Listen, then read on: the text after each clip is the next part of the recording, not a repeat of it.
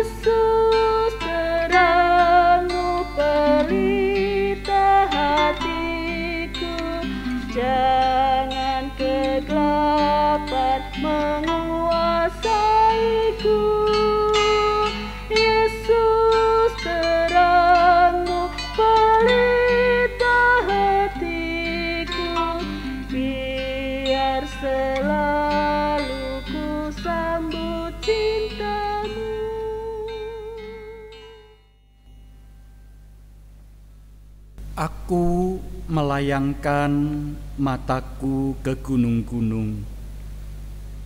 Dari manakah akan datang pertolonganku? Pertolonganku ialah dari Tuhan yang menjadikan langit dan bumi. Ia takkan membiarkan kakimu goyah. Penjagamu tidak akan terlelap. Sesungguhnya tidak terlelap dan tidak tertidur penjaga kami. Tuhanlah penjagamu, Tuhanlah naunganmu di sebelah tangan kananmu. Kasih karunia dan damai sejahtera dari Allah Bapa kita dan dari Tuhan Yesus Kristus menyertai saudara sekalian.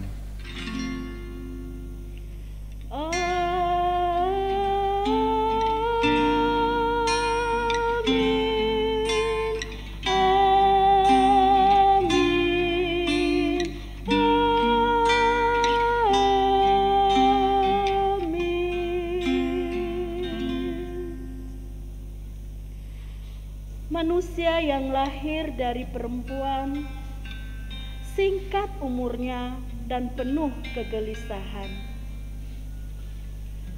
Seperti bunga, ia berkembang lalu layu.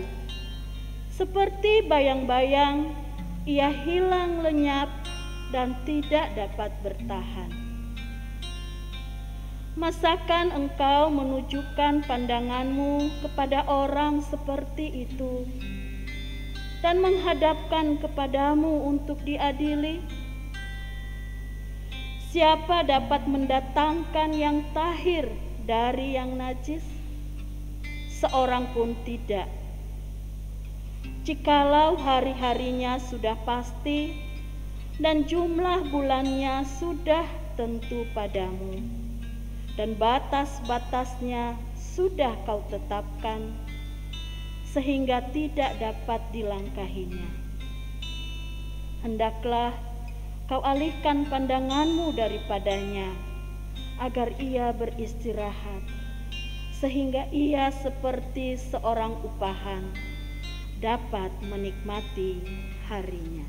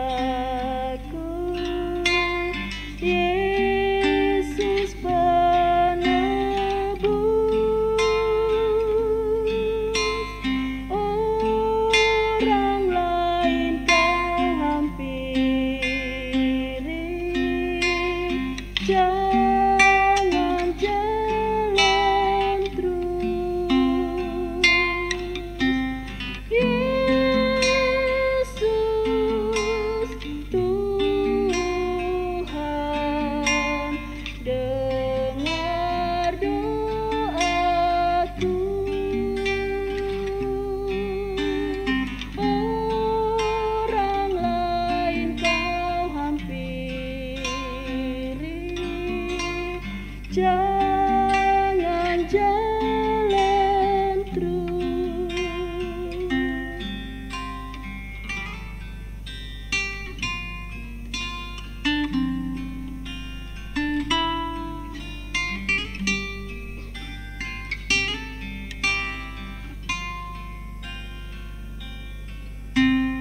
Di hadapan tataran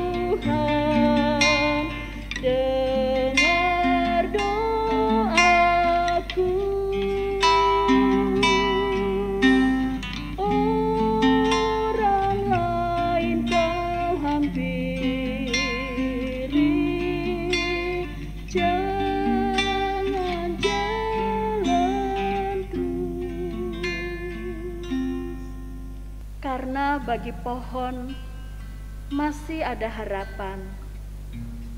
Apabila ditebang, ia bertunas kembali dan tunasnya tidak berhenti tumbuh.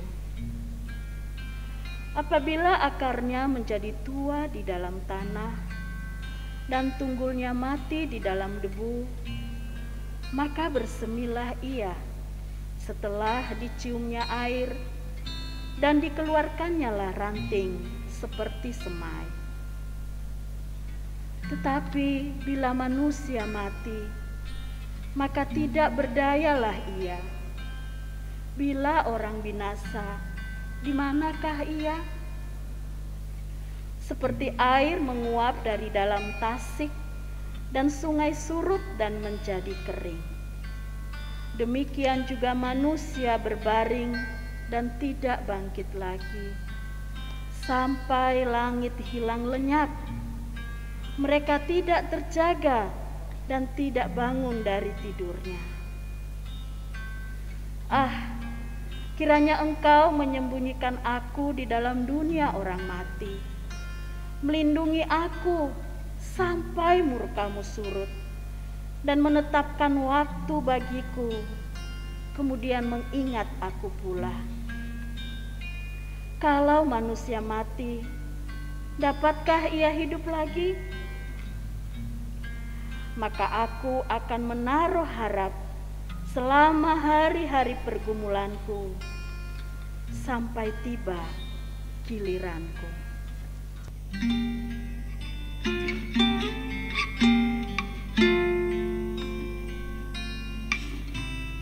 Ini saja andalanku, jasa kurbanmu, hatiku yang hancur lulu, buatlah sembuh. Yesus Tuhan, dengar doaku. Orang lain kau hampiri, jangan jalan terus.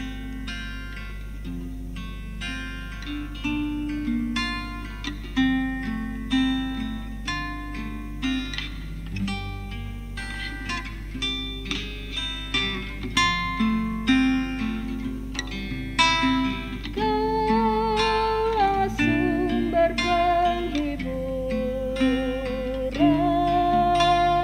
Raja hidupku, baik di bumi, baik di surga. Siapa bandingmu?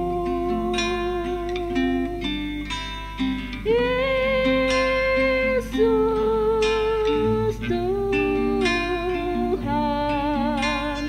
dengar doaku. Orang lain kau hampiri, jangan jalan terus.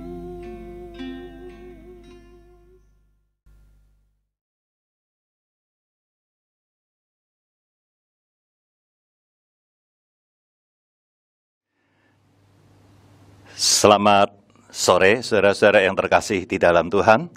Sungguh satu sukacita kita boleh bersama-sama pada saat ini untuk mengingat akan penderitaan dan apa yang sudah menjadi pengorbanan dari Tuhan Yesus di atas kayu salib.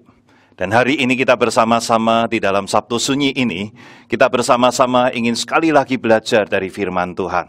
Karena itu mari bersama kita, sebelum kita bersama belajar dari firman Tuhan, saya ingin mengajak kita bersama untuk berdoa, mohon Roh Kudus menolong kita dan memimpin kita di dalam kita belajar bersama pada saat ini. Mari bersama kita berdoa. Tuhan, kami bersyukur untuk hari ini kami boleh bersama-sama di dalam ibadah untuk mengingat akan apa yang sudah Engkau berikan sebagai karya-Mu bagi kami, anak-anak-Mu yang hari ini boleh merasakan penebusan dan bahkan pendamaian oleh karena korban Kristus dan bahkan apa yang sudah Kau berikan untuk membuat kami boleh menjadi anak-anak Tuhan. Mohon Tuhan tolong kami supaya hari ini kami juga boleh merasakan sekali lagi akan Engkau menjamah kami, Engkau menolong kami untuk boleh mengerti dan mengenal Engkau lebih dalam lagi. Tuhan, kami mau bersama belajar dari firman-Mu, dan kami mohon Roh Kudus Engkau menolong kami, memampukan kami untuk mengerti akan apa yang Engkau ingin nyatakan. Dan karena itu Tuhan, kami menyerahkan waktu ini hanya dalam pimpinan dan berkat Tuhan sendiri. Tuhan sertai, Tuhan berkati, baik saat kami bersama belajar, membaca, mendengar, merenungkan firman-Mu, bahkan dengan kuasa pertolongan-Mu Engkau memampukan kami untuk dapat melakukan akan firman Tuhan. Ini doa kami, dengarlah akan doa kami yang kami naikkan di dalam nama Tuhan kami, Tuhan Yesus Kristus, yang hari ini kami peringati di dalam kesengsaraan penderitaannya bagi kami. Hanya di dalam nama Tuhan Yesus kami berdoa. Amin. Saudara-saudara jemaat yang dikasihi Tuhan, hari ini kita bersama-sama mau belajar dari firman Tuhan. Dan di dalam firman Tuhan yang hari ini kita bersama akan renungkan terambil dari Injil Matius. Matius pasal yang ke-27, ayat yang ke-57 sampai dengan ayat yang ke-66. Injil Matius pasal yang ke-27, ayat yang ke-57 sampai dengan 66. Yaitu satu kisah yang diceritakan oleh Matius sebagai orang yang menyaksikan dan yang melihat akan apa yang menjadi peristiwa dari penyaliban, dan ini merupakan satu kisah seusai ataupun setelah peristiwa penyaliban itu, sebelum Paskah tentunya. Matius pasal yang ke-27 ayat yang ke-57 sampai dengan 66. Saya bacakan bagi kita semua. Menjelang malam datanglah seorang kaya, orang Arimatea, yang bernama Yusuf, yang telah menjadi murid Yesus juga. Ia pergi menghadap Pilatus dan meminta mayat Yesus. Pilatus memerintahkan untuk menyerahkannya kepadanya. Dan Yusuf pun mengambil mayat itu, mengapani dengan kain lenan yang putih bersih, lalu membaringkannya di dalam kuburnya yang baru yang digalinya di dalam bukit batu. Dan sesudah menggulingkan sebuah batu besar ke pintu kubur, itu pergilah ia. Tetapi Maria Magdalena dan Maria yang lain tinggal di situ, duduk di depan kubur itu. Nah, keesokan harinya, yaitu sesudah hari persiapan, datanglah imam-imam kepala dan orang-orang Farisi bersama-sama menghadap Pilatus. Dan mereka berkata, "Tuan, kami ingat bahwa si penyesat itu sewaktu hidupnya berkata, 'Sesudah 3 hari aku akan bangkit.' Karena itu perintahkanlah untuk menjaga kubur itu sampai hari yang ketiga. Jikalau tidak, murid-muridnya mungkin datang untuk mencuri dia, lalu mengatakan kepada rakyat, 'Ia telah bangkit dari antara orang mati.' Sehingga penyesatan yang terakhir akan lebih buruk akibatnya daripada yang pertama." Kata Pilatus kepada mereka, "Ini penjaga-penjaga bagimu. Pergi dan jagalah kubur itu sebaik-baiknya." Maka pergilah mereka, dan dengan bantuan penjaga-penjaga itu, mereka memeterai kubur itu dan menjaganya. Ya, sedemikian jauh pembacaan firman Tuhan. Berbahagialah kita yang mendengar akan firman Tuhan, yang menyimpan dan dapat melaksanakannya di dalam kehidupan kita. Hosiana. Hosiana, Hosiana, Hosiana.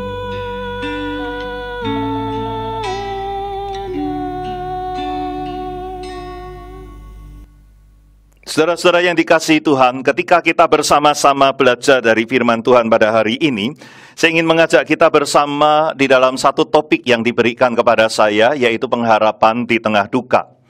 Saudara, sebelum kita belajar dari bagian ini, saya ingin mengajak kita untuk melihat ataupun mempunyai satu framework, satu cara berpikir yang akan kita pakai di dalam kita melihat akan firman Tuhan ini. Nah, saudara, kalau saudara pernah mengetahui akan proses dari sebuah produk, dari sebuah produksi apa aja begitu ya, misalnya saja produk dari sebuah jam yang waterproof, yang tahan air gitu ya. Ketika produk itu ataupun jam itu dibuat, maka dia akan melewati satu proses yang disebut dengan pengujian atau quality control. Itu. Di mana dalam pengujian itu produk yang sudah jadi itu akan diuji. Kalau dia dikatakan produk itu adalah produk waterproof yang tahan air, maka dia akan diuji dengan cara bagaimana mungkin dimasukkan ke dalam air, dan air yang mempunyai tekanan tertentu, supaya seperti kalau berada, misalnya jam itu berada di dalam air dengan kedalaman tertentu. Dan kemudian akan dilihat apakah jam itu bocor atau tidak. Nah, dengan kata lain, saudara, produk itu akan diuji Dan ujian itu akan memperlihatkan kualitasnya, gitu ya. Kalau misalnya ada sebuah kursi yang dikatakan, oh kursi ini bisa menahan ataupun bisa untuk diduduki oleh orang yang beratnya 1 kuintal atau 100 kilo, begitu ya. Maka sebelum kursi itu dipasarkan, mungkin akan diberikan beban 100 kilo atau 120 kilo. Untuk melihat kira-kira ketika dikasih beban 120 kilo kursinya patah enggak ya. Kalau dia tidak patah, nah itu adalah berarti kursi itu memang betul-betul berkualitas. Dengan kata lain, ujian untuk memperlihatkan kualitas itu selalu ada. Atau kualitas itu baru terlihat ketika melalui sebuah ujian. Nah, secara frame inilah yang akan kita pakai untuk melihat. Pada saat Tuhan Yesus disalibkan, maka pada saat yang sama, pada saat itu orang-orang melihat, orang-orang Farisi menuding dan berkata, salibkan dia. Dan orang banyak kemudian mencoba melihat di mana ini para murid. Ternyata para murid lari. Tidak ada yang ada di sana. Itu adalah suatu kisah yang muncul pada saat Tuhan Yesus disalibkan. Nah, ketika penyalipan itu sudah selesai dan ketika Tuhan Yesus sudah berkata, sudah selesai, lalu kemudian ia menyerahkan nyawanya kepada Bapa. Maka orang-orang kemudian melihat dan dikatakan kepala pasukan melihat hal itu dan mereka berkata, sungguh ini adalah orang benar. Dan orang-orang kemudian pulang, ada yang memukul dada dan lain sebagainya, tetapi mereka semua pulang. Seakan-akan suatu pertunjukan drama itu sudah berakhir. Dan kini tinggallah sosok tubuh Tuhan Yesus yang masih tergantung di atas kayu salib. Semua orang pulang, kembali kepada kehidupan mereka. Lalu siapa yang peduli dengan tubuh Tuhan Yesus yang masih ada di atas kayu salib itu? Murid-murid? Ternyata murid-murid tidak ada, semua pergi. Mungkin yang masih ada di sana adalah Maria, ibu Tuhan Yesus, yang dengan hati yang hancur melihat akan wafatnya sang anak yang ia kasihi. Tapi apa daya, ia seorang wanita yang tidak memiliki apa-apa. Saudara, kisah drama penyalipan usai sudah. Maka semua orang kembali dari melihat akan kisah itu, lalu mereka kembali pulang. Mungkin mereka masih membicarakannya, tetapi hanya sampai di sana. Mungkin 2 hari lagi, 3 hari lagi, mereka sudah kembali di dalam situasi mereka. Seakan-akan sudah tidak ada lagi sesuatu yang perlu untuk dibicarakan. Saudara, itulah dunia. Dan Tuhan tahu akan hal itu. Maka Tuhan tahu siapa yang bisa untuk memberikan apa yang terbaik untuk tubuh Tuhan Yesus yang masih ada di atas kayu salib ini. Sebelum semua itu terjadi, Tuhan yang tahu akan apa yang akan terjadi, Ia sudah mempersiapkan segala sesuatu. Itu adalah Allah kita yang kita miliki. Allah yang tahu akan apa yang ada di masa depan. Dan Allah yang tidak pernah tergagap-gagap ataupun terkaget-kaget dengan segala sesuatu yang terjadi. Allah sudah mempersiapkan apa yang diperlukan jauh sebelum hal itu terjadi. Maka Tuhan sudah memilih. Dan Tuhan sudah punya orang yang Ia akan pakai. Yaitu seorang yang bernama Yusuf dari Arimatea.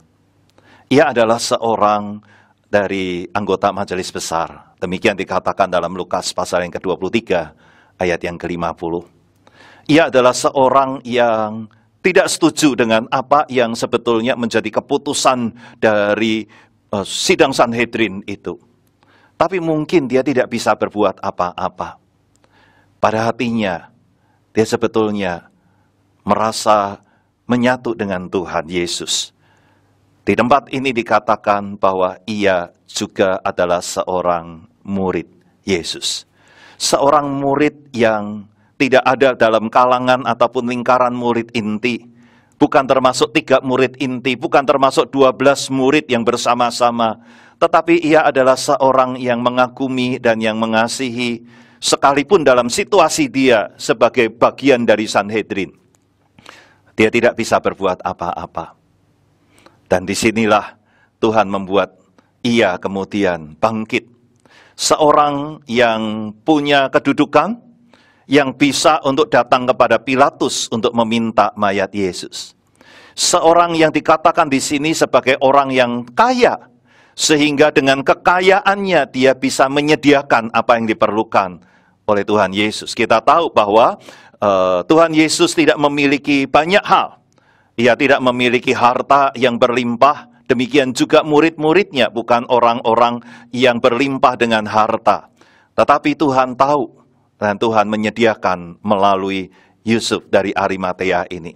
Bahkan ada orang lain yang tidak disebutkan di sini dan yang memang tidak dinyatakan di sini adalah seorang yang bernama Nikodemus, yang juga adalah seorang pengajar, yang juga adalah seorang yang terkenal juga ataupun orang yang punya kedudukan sebagai seorang di dalam kebersamaan ataupun di tengah-tengah tua-tua Yahudi.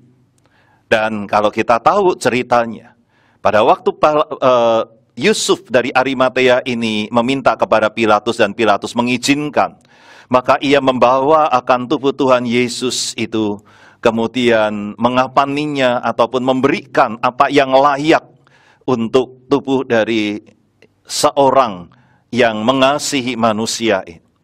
Dan disitulah juga kemudian kita tahu di dalam kisah yang dari tempat lain, bahwa Nikodemus pun datang dengan membawa rempah-rempah yang diperlukan untuk melakukan pembalsaman.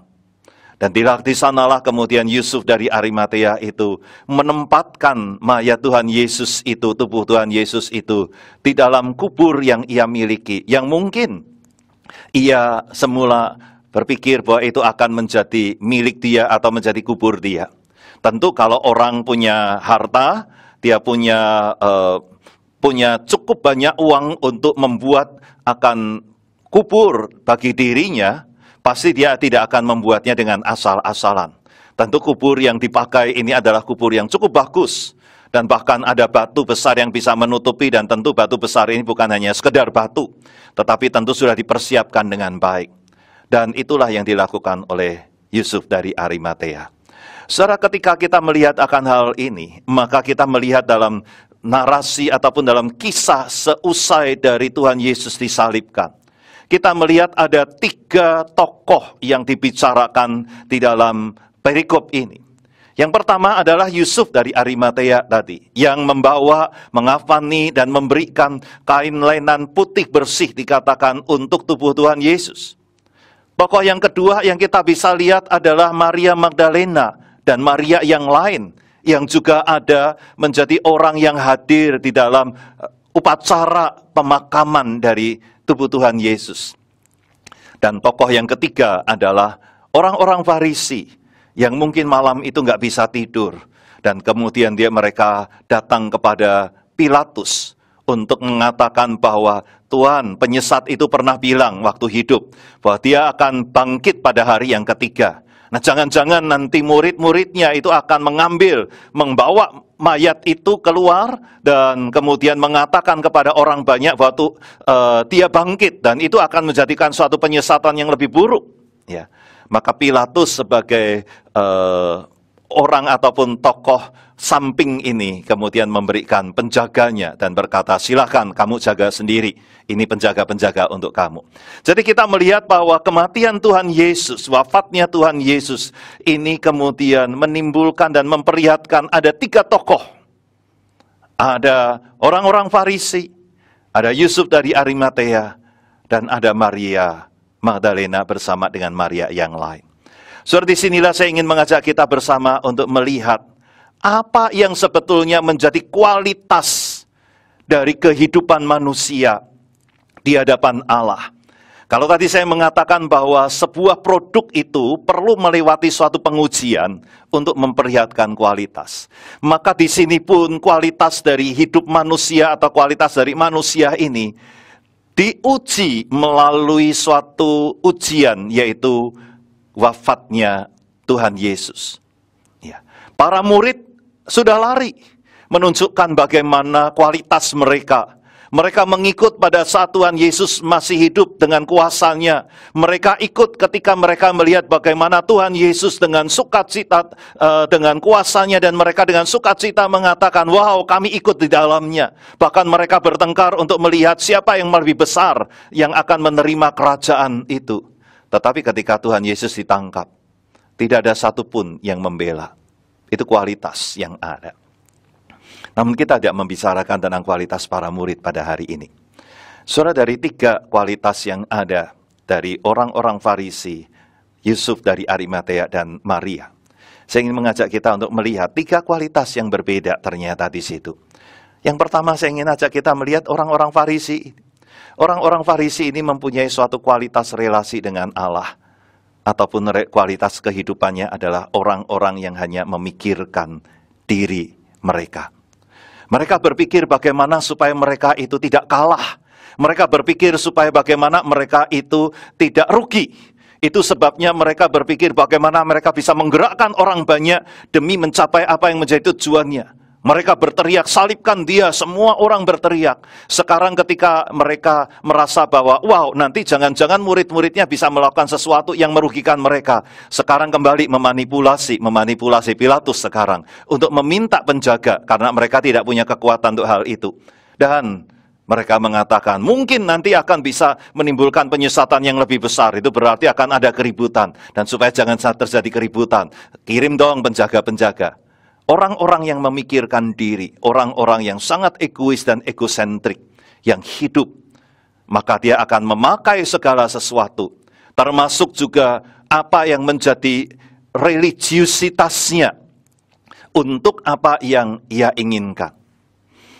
Nah, orang-orang yang seperti ini, mereka pada dasarnya tidak pernah memikirkan orang lain. Pada dasarnya mereka tidak pernah peduli dengan orang lain. Betapa mudahnya mereka mengatakan salibkan dia, tanpa peduli hati nurani. Mungkin hati nurani mereka sudah mati oleh karena mereka hanya memikirkan diri mereka sendiri. Tipe yang kedua, saudara, saya ingin mengajak kita melihat, yaitu Yusuf dari Arimatea. Ia adalah seorang yang mengenal, yang ingin belajar, yang bahkan tertarik, dan firman Tuhan mengatakan ia menjadi murid. Tetapi dia kemudian bergerak ketika orang lain tidak ada yang bergerak. Dia bergerak menuju kepada Pilatus, dia meminta, bahkan dia mengambil, dia mengafani, membersihkan dari luka-lukanya, mengafani dengan kain linen dan menaruh di tempatnya sendiri. Tetapi firman Tuhan berkata, di titik terakhir, dikatakan setelah ia menggulingkan batu besar itu, lalu ia pergi. Saudara, ini adalah tipe orang yang kedua yang dalam hidup bersama Tuhan. Yaitu tipe orang yang bisa memberi milik untuk orang yang ia hormati. Tetapi belum tentu dia bisa memberikan dirinya. Sehingga di tengah sebagai majelis besar, dia tetap menutup mulutnya sekalipun dia tidak setuju dengan keputusan dari majelis itu. Dia tidak pernah berani untuk menyatakan dirinya secara besar bahwa ia adalah seorang murid Yesus. Tetapi bukan berarti dia tidak mengasihi Tuhan. Ia memberikan miliknya. Bukan sembarangan yang diberikan. Kain lenan halus, putih bersih, itu bukan hal yang murah. Kubur yang diberikan. Saudara, Yusuf tidak pernah berpikir bahwa Tuhan Yesus akan bangkit. Tidak pernah terlintas dalam pikirannya. Dengan kata lain, ketika dia memberikan kubur itu untuk Tuhan Yesus, maka dia mungkin berpikir itu akan terjadi untuk selamanya dan mungkin dia harus cari kubur yang lain. Tapi nggak apa-apa bagi dia. Karena dia bisa rela untuk memberikan harta miliknya. Saudara, ini tipe yang kedua. Orang yang punya kasih. Dan kasih itu menggerakkan dia untuk memberi harta yang menjadi miliknya. Tapi belum tentu itu berarti memberi diri. Dan kita melihat sekarang tokoh yang ketiga. Maria Magdalena bersama dengan Maria yang lain. Sudah dikatakan di ayat itu. Ketika Yusuf itu pergi. Dikatakan tetapi Maria Magdalena dan Maria yang lain duduk di situ, di kubur itu. Saudara, saya melihat di sini, ini adalah tipe orang ataupun tipe orang yang dalam hidup mengasihi Tuhan, dan di dalam kasihnya itu mereka memberi diri. Bukan hanya sekedar memberi apa yang dia punyai, tetapi memberi diri mereka untuk yang dikasihi. Sehingga dengan demikian kita melihat ada 3 tingkatan atau tiga perbedaan orang-orang di hadapan Tuhan. Kita tidak berbicara tentang murid-murid yang lari. Kita berbicara tentang orang yang hanya memikirkan dirinya sendiri. Kita bicara dan melihat ada orang-orang yang kelihatannya mengikut, tetapi hanya bisa sampai kepada satu titik, yaitu memberi apa yang dia bisa beri ataupun memberi harta miliknya, tetapi bukan dirinya. Dan Maria Magdalena tetap berada di sana. Saudara, inilah yang saya ingin mengajak kita melihat dan mendapati ada kualitas kasih yang lebih yang dimiliki oleh Maria Magdalena dan Maria yang lain, yang membuat mereka bertahan di dalam kedukaan itu. Bahkan kedukaan itu tidak menghentikan kasih mereka. Dan disinilah saudara, saya ingin mengajak kita melihat kenapa atau hal apakah yang kita bisa lihat dari Maria Magdalena bersama dengan Maria yang lain yang dikatakan mereka duduk di situ, di depan kubur itu. Saudara, saya ingin mengajak kita untuk melihat sekali lagi dari firman Tuhan yang dinyatakan dalam ayat yang ke-61 itu. Tetapi Maria Magdalena dan Maria yang lain tinggal di situ, duduk di depan kubur itu. Tinggal di situ dan duduk di depan kubur itu. Saudara, ada 2 kata kerja yang dipakai di tempat ini. Kata kerja yang pertama adalah kata kerja yang dikatakan dengan tinggal. Kata tinggal itu menunjukkan bahwa ia memberikan ataupun ia ada di tempat itu dan tidak beranjak atau tidak pergi ke tempat lainnya. Sedang kata duduk itu menjelaskan ataupun lebih kuat lagi untuk menunjukkan bahwa ia berada di sana di depan kubur itu, dan sekalipun yang lain sudah tidak ada, sekalipun pada saat itu sudah mulai malam, sekalipun hari itu sudah mulai gelap, tetapi mereka masih ada di sana. Tidak ada orang lain mungkin. Bagi para wanita, tempat yang begitu sepi, di tengah situasi yang mencekam, dalam kepedihan, seakan-akan semua situasi itu tidak ada artinya bagi mereka, untuk mereka bisa tetap berani dan bahkan tidak melihat ketakutan, khawatir bagaimana nanti kalau gelap. Semua itu tidak dipikirkannya, karena hanya ada satu yang mereka pikirkan, hati mereka yang berelasi kuat dengan Tuhan Yesus.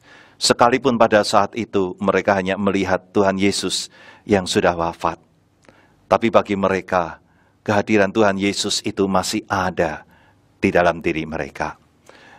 Nah, apa yang kita bisa lihat di sini untuk membuat kita bisa lebih mudah mengingatnya? Saya memakai satu jembatan keledai saya untuk kita buat mengingat.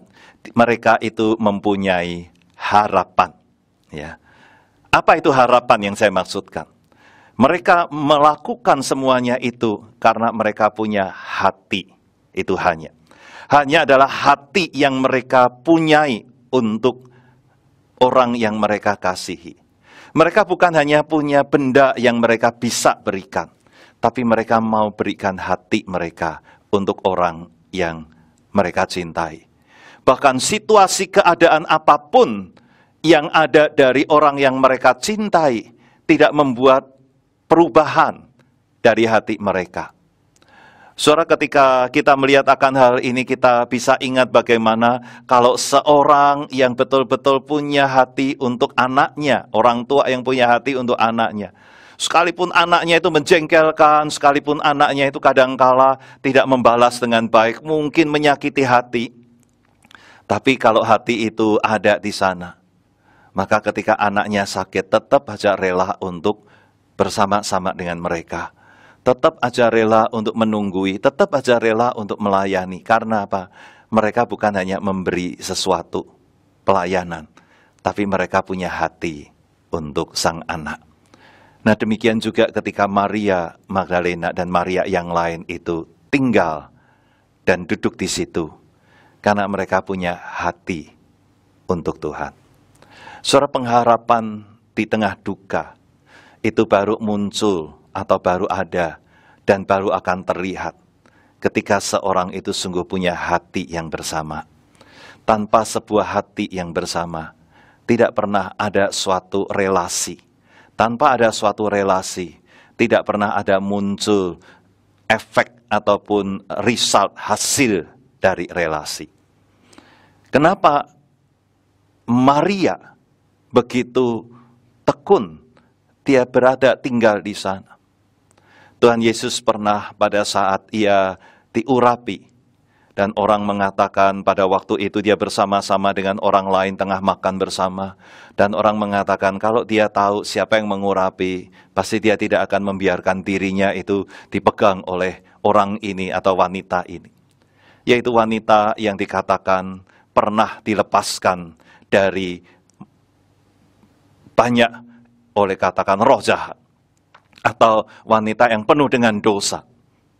Dan Tuhan Yesus kemudian berkata pada waktu itu kepada seorang Simon yang bernama Simon yang adalah orang Farisi. Dan dia katakan, mana yang akan lebih berterima kasih?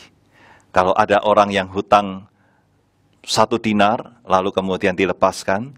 Dan ada orang yang hutang 100 dinar dan kemudian dia diampuni. Mana yang akan lebih menunjukkan kasih? Maka Simon berkata, oh tentu yang utang 100 dinar dan kemudian dilepaskan, wah dia akan banyak kasih. Maka Tuhan mengatakan, demikian juga orang yang merasakan akan bagaimana dirinya itu sudah ditolong atau dilepaskan, dia akan mewujud nyatakan cintanya, kasihnya dengan lebih besar. Saudara-saudara, kasih kita kepada Tuhan itu akan diuji dan akan terlihat dari sejauh mana, seberapa dalam kasih kita melalui ujian kehidupan, permasalahan, pergumulan. Ketika kita memang merasakan dan sungguh-sungguh merasakan betapa Tuhan itu berarti bagi kita, maka tidak ada satu keadaan pun yang menjadi suatu alasan untuk kita meninggalkan dan melupakan apa yang Tuhan mau. Tapi ada banyak anak-anak Tuhan hari ini yang di tengah-tengah kehidupan begitu menghadapi permasalahan, langsung sudah meninggalkan Tuhan.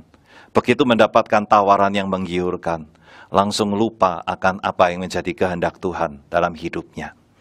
Adakah saudara dan saya bisa menjadi seperti Maria yang punya kualitas, yang bisa memberi bukan hanya sekedarnya, tetapi memberi hati. Harapan hanya menunjukkan kepada hati. Hanya menunjukkan kepada keberanian. Keberanian untuk menyatakan akan kasihnya. Mereka bukan kemudian sembunyi-sembunyi untuk melihat di mana ya Tuhan Yesus diletakkan. Mereka bukan kemudian dengan sembunyi-sembunyi jangan sampai ada orang lain tahu kalau kami ini sedang mengikuti. Enggak. Mereka berani menunjukkan diri. Sekalipun pada saat itu berarti mereka akan bisa mengalami satu situasi.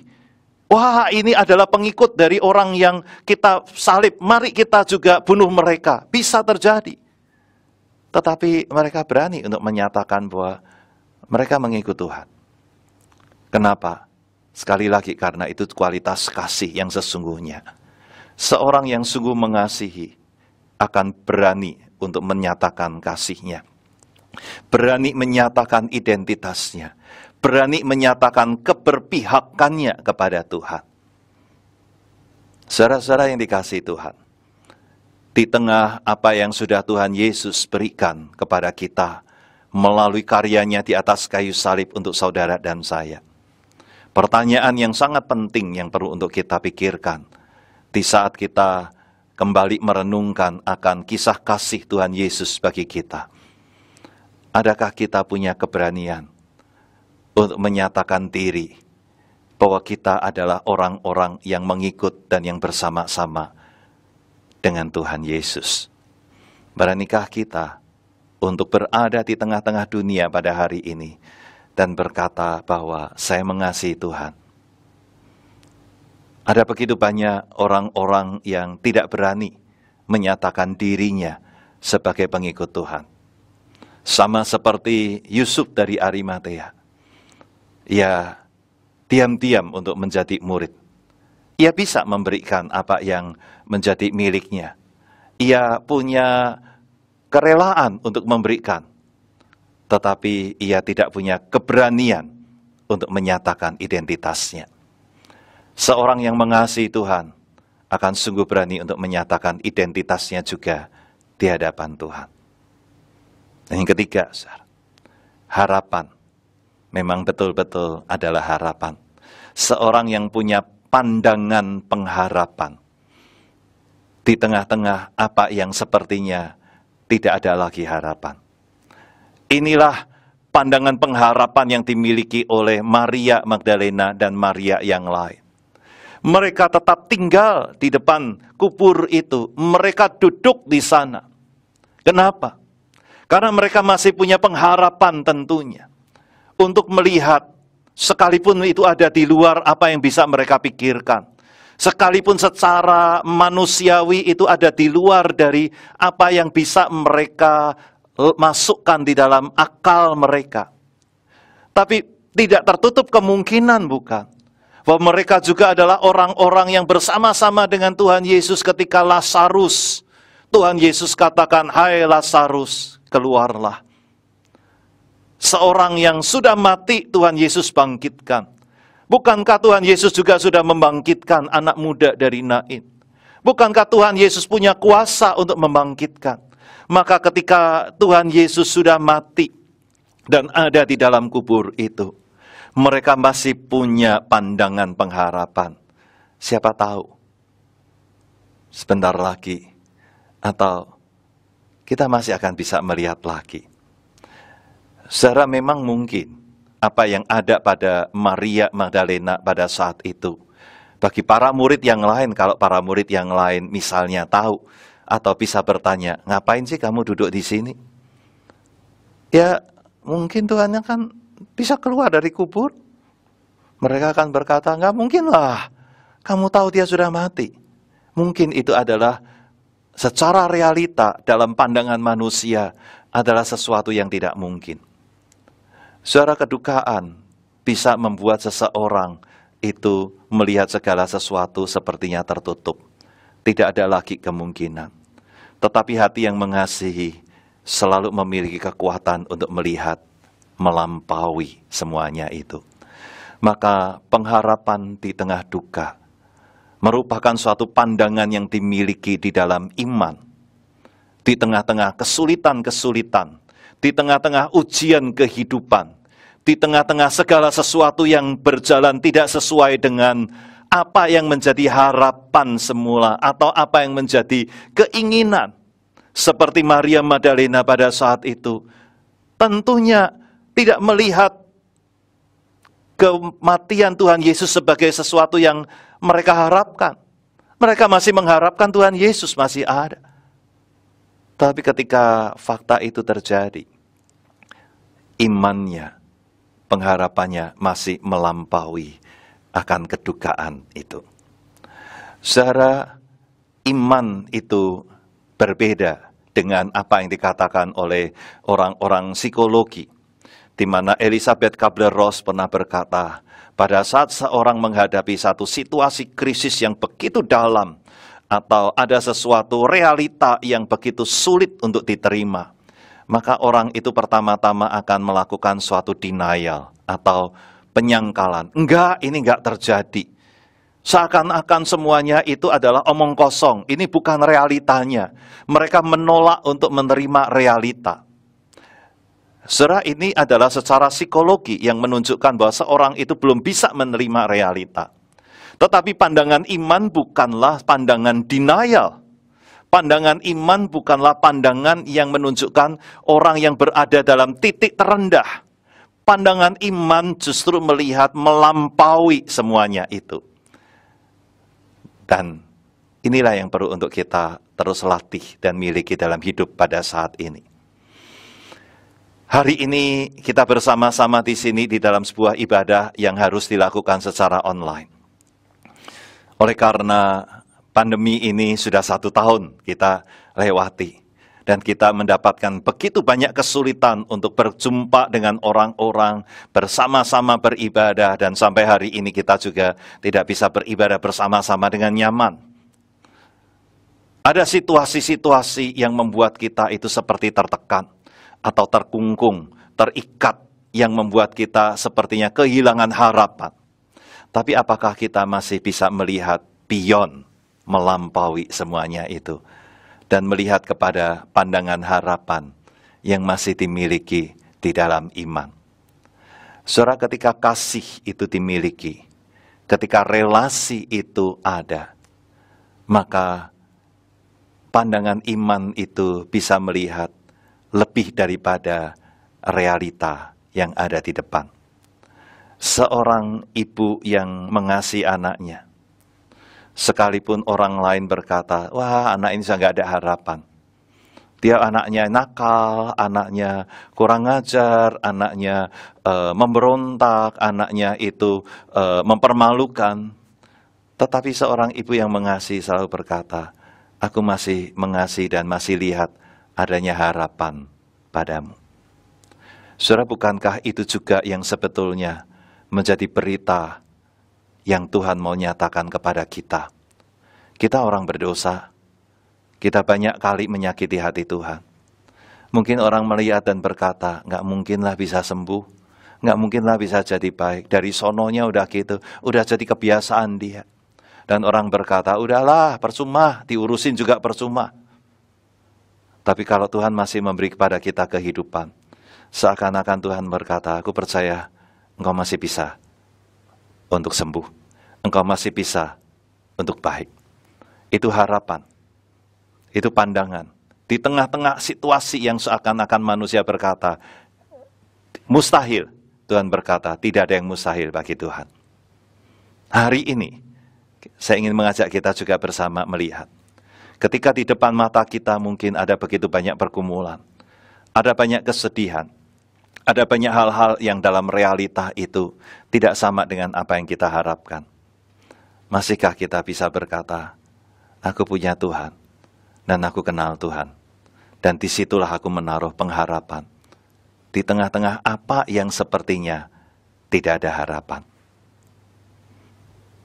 Saudara-saudara yang dikasihi Tuhan, hari ini kita bersama-sama di tengah-tengah sebuah pengingatan kepada Tuhan Yesus yang menderita, yang mati bagi kita oleh karena dosa-dosa kita. Adakah hari ini kita bisa bersama dengan Maria Magdalena menunjukkan kualitas kasih yang lebih daripada orang-orang lain? Ataukah kita hanya seperti orang-orang Farisi yang memikirkan diri, mengikut Tuhan tetapi sebetulnya hanya memikirkan diri? Atau kualitas kita seperti Yusuf dari Arimatea yang mengikut Tuhan tetapi masih belum bisa memberikan seluruhnya? Oke, kalau hanya milik masih bisa mau berikan. Ataukah kita punya kualitas kasih seperti Maria Magdalena yang memberikan hatinya, hidupnya, oleh karena merasakan jamahan Tuhan dan memiliki suatu kedekatan? Bukan hanya hati yang diberikan, tetapi memunculkan keberanian untuk menyatakan kebersamaannya, keberanian untuk menepis orang-orang lain, keberanian untuk menentang ataupun untuk berhadapan dengan orang-orang lain yang mungkin akan menuding, keberanian untuk menunjukkan dirinya, melawan dosa dan mengikut Tuhan. Dan bukan hanya punya keberanian, tetapi juga punya pandangan pengharapan di dalam Allah yang mengasihi, yang memiliki kuasa. Dan itulah yang akan kita bersama pelajari lebih lanjut lagi besok di dalam hari Paskah. Tapi biar hari ini kita bersama kembali mengingat dan mengevaluasi diri. Seberapakah kita mengasihi Tuhan? Adakah kasih kita kepada Tuhan membuat kita berani memberikan hidup kita? Saudara, kalau hari ini ada orang-orang yang selama ini mungkin pernah berjanji kepada Tuhan, Tuhan, saya mau memberikan hidup saya untuk Tuhan. Tapi selama ini engkau sudah melupakan janjimu dan engkau tidak lagi mengingat akan hal itu. Maukah engkau saat ini kembali mengingat dan mengumpulkannya? Kalau Tuhan mau panggil kamu, maukah engkau mengatakan ya? Saudara, mungkin hari ini engkau pernah mengingat dulu engkau takut untuk menyatakan dirimu sebagai seorang anak Tuhan. Di tengah-tengah kehidupan keluarga, atau di tengah-tengah pekerjaan, engkau sembunyi-sembunyi, karena engkau merasa mungkin akan menjadi tidak aman kalau mereka tahu identitasmu. Adakah kasihmu kepada Tuhan membuat engkau berani tegak dan berkata, saya mengikut Tuhan, saya adalah murid dari Tuhan Yesus? Keberanian seperti apa yang kita berani wujud nyatakan? Bahkan keberanian untuk terus berjuang melawan dosa. Adakah di sana? Apakah kita punya pandangan pengharapan yang bisa membuat kita melihat melampaui segala realita? Oleh karena kita menaruh harapan kita di dalam Allah yang penuh kuasa. Orang yang betul mengasihi Tuhan seperti Maria Magdalena memang punya 3 ciri ini, yaitu punya harapan, hanya hati, ra-nya keberanian, pan-nya pandangan pengharapan. Adakah itu juga yang saudara miliki? Mari kita berdoa.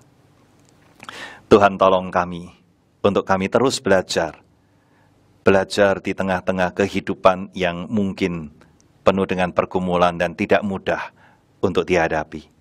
Seperti Maria yang harus menghadapi kenyataan yang begitu menyakitkan dan yang tidak pernah mereka harapkan. Ketika Tuhan Yesus terbaring di dalam kematian yang memang harus dilewatinya. Tuhan, tolong kami tidak menjadi seperti orang-orang Farisi yang hanya hidup dan memikirkan diri, mempergunakan segala sesuatu hanya untuk mencari apa yang diinginkan. Jangan biarkan ya Tuhan kami mengikut-Mu dengan setengah-setengah, hanya mengikut tetapi tidak berani memberikan hidup seutuhnya, hanya berani untuk memberikan sebagian dari kehidupan kami, mungkin itu milik kami, tetapi belum diri kami. Tolong kami untuk belajar seperti Maria, yang memberikan hidup dan hati oleh karena merasakan sungguh jamahan Tuhan dalam kehidupan, yang membuat tidak pernah undur untuk mengikut-Mu, dalam sebuah keberanian untuk menyatakan diri, bahkan memiliki sebuah pandangan pengharapan yang melampaui setiap realita. Oleh karena kami memasukkan dan meletakkan sau pengharapan kami hanya di dalam Tuhan yang penuh dengan kuasa. Hari ini Tuhan, di dalam Sabtu Sunyi ini, kami belajar, melihat kembali, dan mengevaluasi diri. Tolonglah kami Tuhan yang lemah ini, supaya Kau dapati kami menjadi orang-orang yang sungguh menyenangkan hati-Mu, menjadi seorang murid yang memiliki dan memberi hati, menjadi seorang murid yang memiliki keberanian untuk menyatakan diri, menjadi seorang murid yang memiliki pandangan pengharapan yang melampaui segala realita kehidupan yang berat sekalipun. Terima kasih. Besok kami akan bersama-sama mengingat akan kuasa kemenangan kebangkitan. Biarlah Tuhan hari ini menjadi satu hari di mana kami juga boleh menyiapkan diri, supaya kami sungguh boleh mengerti akan apa yang menjadi kuasa kebangkitan-Mu, yang boleh juga menjadi bagian bagi kami. Terima kasih Tuhan, dengar doa kami. Hanya di dalam nama Tuhan Yesus, yang kesengsaraannya bagi kami peringati. Hanya di dalam nama Tuhan Yesus kami berdoa. Amin. Tuhan memberkati. Mari kita masuk di dalam doa kita. Ya Bapa, Anak, dan Roh Kudus. Kami datang dalam kelemahan kami sebagai manusia. Kami datang memohon belas kasihan dan lawatan-Mu. Dengarkanlah seruan kami, dalam Yesus kami memohon. Dengarkanlah permohonan kami. Kami berdoa memohon pertolongan bagi saudara-saudara kami yang dalam kondisi sakit, lemah tubuh, ataupun dalam masa pemulihan. Kami berdoa bagi mereka yang berada dalam perawatan. Dalam Yesus kami memohon. Dengarkanlah permohonan kami. Kami berdoa memohon lawatan Tuhan bagi gereja-Mu di tempat ini. Kami berdoa untuk para pelayan Tuhan, setiap anggota majelis jemaat, badan-badan pelayanan jemaat, entahkah komisi-komisi, panitia-panitia, tim gugus tugas, serta badan usaha keuangan.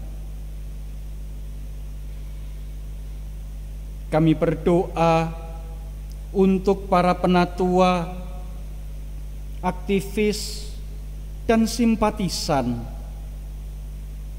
Ajarkan kami untuk tetap saling mendukung dan menguatkan satu dengan yang lain.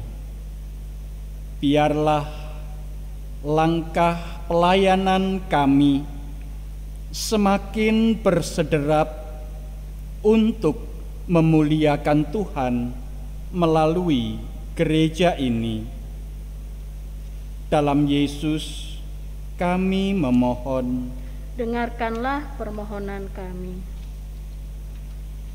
Kami berdoa memohon belas kasihan Tuhan untuk dunia ini, terlebih bagi negara kami, Indonesia. Kami memerlukan karya pemulihan dari-Mu, ya Allah. Bumi kami sedang menjerit. Ada begitu banyak penderitaan, kesusahan, ketidakadilan, dan kekerasan. Beberapa waktu yang lalu, kami menerima berita duka peledakan bom di Katedral Gereja Katolik di Makassar. Kami berduka cita. Kami memohon lawatan Tuhan bagi para pemimpin negara kami, juga bagi kami sebagai warga negara Indonesia. Pakailah kami, ya Allah, agar melalui tangan-tangan kami yang kecil ini, Indonesia dan bahkan dunia dapat makin merasakan kehangatan cinta kasih-Mu.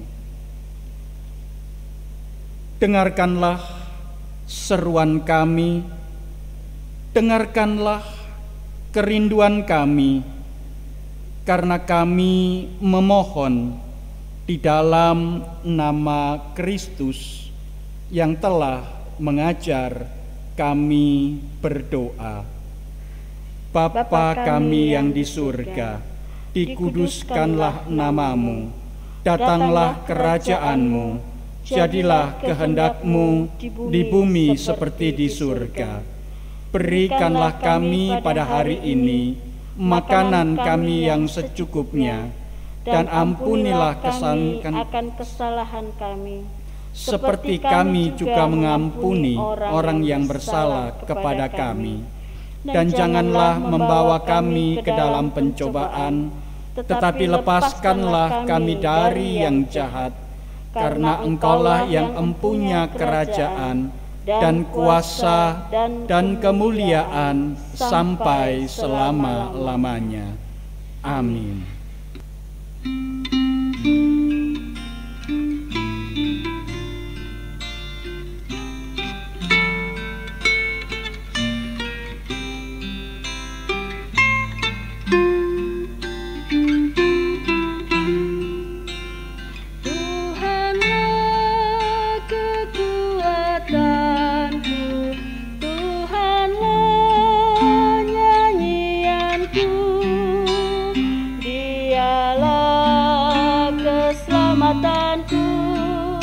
Jikalau Dia di pihakku, terhadap siapakah ku gentar? Tuhanlah kekuatanku, Tuhanlah nyanyianku, Dialah keselamatanku. Jikalau Dia di pihakku, terhadap siapakah ku gentar? Tuhanlah kekuatanku, Tuhanlah nyanyianku, Dialah keselamatanku. Jikalau Dia di pihakku, terhadap siapakah ku gentar? Umat Allah yang terkasih, sekarang lanjutkanlah kehidupanmu dalam pengharapan akan janji Allah. Ia akan terus berkarya walau dalam situasi kehidupan yang berat dan gelap. Jalanilah hidup dengan teguh dan hiduplah setia melakukan panggilannya. Syukur kepada Allah. Sekarang sambut dan terimalah berkat Tuhan. Tuhan memberkati engkau dan melindungi engkau. Tuhan menyinari engkau dengan wajah-Nya dan memberi engkau kasih karunia. Tuhan menghadapkan wajah-Nya kepadamu dan memberi engkau damai sejahtera dari sekarang sampai selama-lamanya. Amin.